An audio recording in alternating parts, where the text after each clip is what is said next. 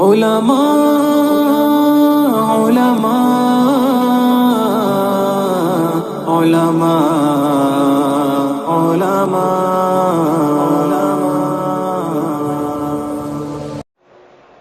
اسراف پر اور فضول خرچی پر مال لگانے کی اجازت نہیں ہے کہ ضرورت سے زیادہ مال خرچ کر دینا، اس کو اسراف کہتے ہیں۔ منع کیا کہ اسراف نہ کرو۔ 5 روپے کا کام ہے اور 50 روپے لگا دیے، وہ 5 روپے میں بھی ہو جاتا تھا۔ مولانا شہید خان صاحب ہمارے بزرگ تھے، مدینہ رہتے تھے، تو ہمارا جماعت میں ہم تھے، لمبا وقت تھا ہمارا، اور ساتھ حاجی، حج کے زمانے میں حاجی آتے تھے، مولانا حاجیوں کی خدمت کرتے تھے۔ تو مجھے کہا کہ چلو بازار میں سامان لے آئیں، تو سامان لینے کے لیے وہ پاؤڈر جسے چائے بناتے ہیں، دودھ کا پاؤڈر، تو 2 قسم تھے، ایک پیکٹ 1 ریال کا، ایک پیکٹ 1.25 ریال کا۔ مولانا نے کہا 1.25 ریال کا جو پیکٹ تھا اس میں لکھا ہوا تھا کہ یہ جلدی پگھل جائے گا چائے ڈالتے ہی، اور جو 1 ریال والا تھا وہ جلدی نہیں پگھلے گا۔ مولانا نے کہا کہ 1.25 ریال والا کا پیکٹ نہیں لینا ہے، 1 ریال والا لیں گے، اس کو چلائیں گے پگھل جائے گا، 1 پاؤ ریال کیوں زیادہ ڈال دیں۔ بزرگوں کے ساتھ رہنے سے یہ ملتا ہے کہ 1 ریال 1.25 ریال، 1 ریال میں اسراف نہیں ہے، 1.25 ریال میں اسراف ہے۔ کہ مال اللہ کی نعمت ہے، اس کو ضائع نہیں کرنا فضولیات میں۔ وہ ضروریات کے لیے دیا ہے یا خدمت کے لیے دیا ہے؟ مال سے اپنی ضرورت پوری کرو، راحت حاصل کرو، یا کسی کی خدمت کرو۔ مال میں اسراف، کہ اگر مال میں اسراف ہوا تو اس کی برکت اٹھ جائے گی، مال کی برکت اٹھ جائے گی، اور آدمی مال کا زیادہ محتاج ہوگا اسراف کرنے کی وجہ سے، کیونکہ 5 کی جگہ 50 خرچ کی ہے، تو کمانا بھی اتنا ہی پڑے گا جتنا خرچ کر رہا ہے، تو کمائیوں میں وقت لگ جائے گا، جیسے آج ہو رہا ہے کہ کمائیوں میں وقت لگ جاتا ہے۔ اب دین سیکھنے کے لیے، دین پھیلانے کے لیے وقت نہیں ہے، یہ اسراف کی نحوست ہے کہ زندگیاں اسراف پر آ گئی۔ اور قاعدہ یہ ہے کہ ایک نیکی دوسری نیکی پر لے جاتی ہے، ایک بدی دوسری بدی پر لے جاتی ہے، ایک گناہ دوسرے گناہ پر لے جاتا ہے۔ اسراف ہوا تو اسراف سے معاملہ آگے بھی جائے گا۔ اسراف میں تو یہ ہے کہ ضرورت تھوڑی تھی، پیسے زیادہ لگا دیے، لیکن جب یہ عادت پڑے گی تو بغیر ضرورت کے پیسے لگا دیں گے، بغیر ضرورت کے مال لگائیں گے، کوئی ضرورت نہیں ہے،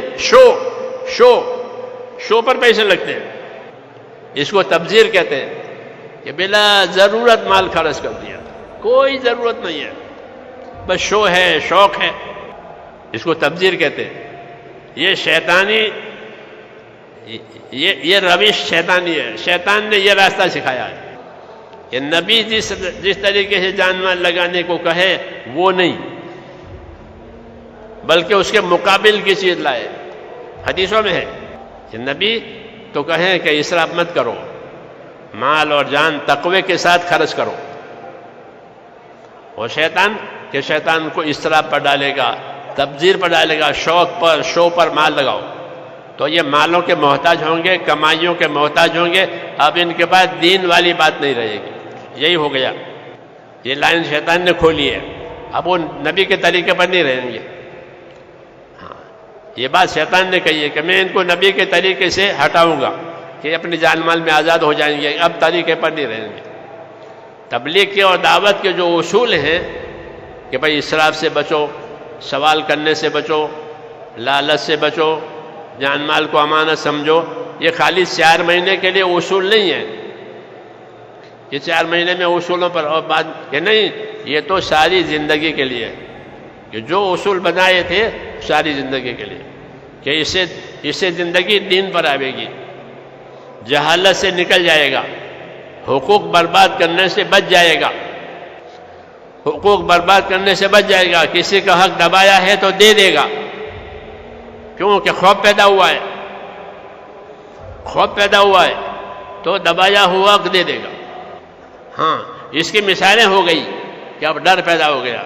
ہم سے آ کر مسئلہ پوچھتے تھے کہ میں تو ریلوے میں، میری سروس تھی ریلوے کی، لوگوں سے رشوت کھائی ہے، اب 4 مہینے لگے، اندر نور پیدا ہوا، تو وہ رشوت چوب رہی ہے کہ میں نے لوگوں کی رشوت کھائی ہے، رشوت کھائی ہے، رشوت کا بندہ گناہ چھپتا ہے۔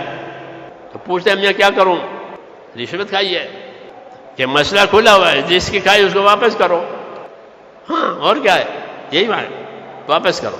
تو یہ پیدا ہوا کہ میں نے رشوت کھائی ہے، نہیں تو رشوت اچھی لگتی تھی، اب اندر چوب رہی ہے، کیونکہ ایمان بنا ہے۔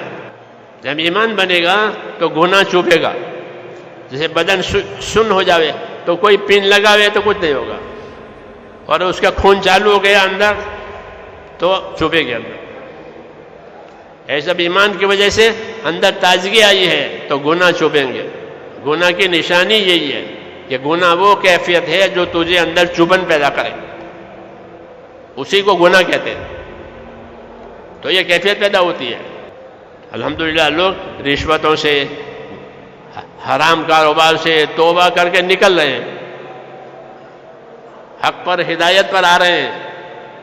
اس لیے میرے بھائیوں یہ کام ہے، یہ ایک بنیادی کام ہے، اصلی کام، جیسے اصلی شہد، اصلی گھی، اصلی دودھ، یہ اصلی ہے، نبوت والا کام، سادہ، ہر مسلمان کر سکتا ہے، غریب بھی مالدار بھی، اور ہر حال میں کر سکتا ہے، ہر جگہ کر سکتا ہے۔ ایسا آسان کام دیا ہے، اور فائدے اس کے یہ ہیں کہ آدمی ایمان والا بنے گا، اخلاص والا بنے گا، انصاف والا بنے گا، احسان کرنے والا بنے گا، توبہ کرنے والا بنے گا، اور اللہ سے قریب ہو جائے گا۔ یہی زندگی کا مقصد ہے کہ زندگی اللہ کو پہچان کر گزارے، تاکہ اللہ کا حق ادا کرے، پھر اللہ کے فرمانے سے اللہ کے بندوں کا حق ادا کرے، تو زندگی رحمت ہو جائے گی۔ زندگی میں کیا ہے؟ حضور صلی اللہ علیہ وسلم نے فرمایا کونوا عباد اللہ اخوانا، کہ اللہ کے تو بندے بن کر رہو، آزاد نہ بنو، اللہ کے بندے بن کر کے رہو، اور آپس کے بھائی بن کر رہو، تاکہ آپس میں انصاف اور احسان کے ساتھ رہو۔ یہ مطلوب ہے۔ جب صحیح محنت ہوگی تو زندگی کی ساری خرابیاں اللہ دور کر دے گا، اور صحیح رخ زندگی کا آ جائے گا کہ اللہ کا تو بندہ ہے اور بندوں کا بھائی ہے۔ اس کو معاشرت کہتے ہیں کہ ہمارا رہن سہن صحیح ہو جائے گا۔ جتنا رہن سہن صحیح ہوگا اتنا دین پر چلنا آسان ہوگا۔ اس کام کی خوبی یہ ہے کہ زندگی کا رہن سہن بھی اچھا ہو جاتا ہے۔ پہلے عبادت زندہ ہوگی، عبادت کے بعد دوسری چیزیں زندہ ہوگی اگر محنت جاری رہی تو۔ اس لیے اس محنت کو کرنا بھی ہے اور کرتے رہنا بھی ہے۔ یہ بہت نقصان کی بات ہے کہ ایک کام کو شروع کیا اور پھر چھوڑ کے بیٹھ گئے۔ بھئی کیا نقصان دیکھا چھوڑ کے بیٹھ گئے؟ بلکہ چھوڑ کے بیٹھنا کیا، بلکہ جو حضرات واقف نہیں ہیں اپنی دعوت سے، اپنی محنت سے، اپنی خدمت سے ان کو بھی تیار کرو، تاکہ 100% مسلمان اپنی زندگی ذمہ داری کے ساتھ گزارے۔ اللہ کی مدد اتنی ملے گی جتنی ذمہ داری پوری کی جائے گی۔ یہ قاعدہ ہے، اور اللہ کی مدد کے بغیر چارہ نہیں ہے۔ جب تک اللہ کی مدد نہیں ہوگی کوئی کام نہیں ہوگا۔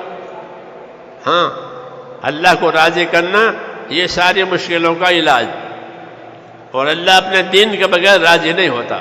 اس لیے دین کی محنت کرنی ہے تاکہ زندگیوں میں دین آوے، دنیا میں دین آوے، ساری دنیا میں۔ یہ اس امت کی ذمہ داری ہے، جان مال اسی لیے دیا گیا۔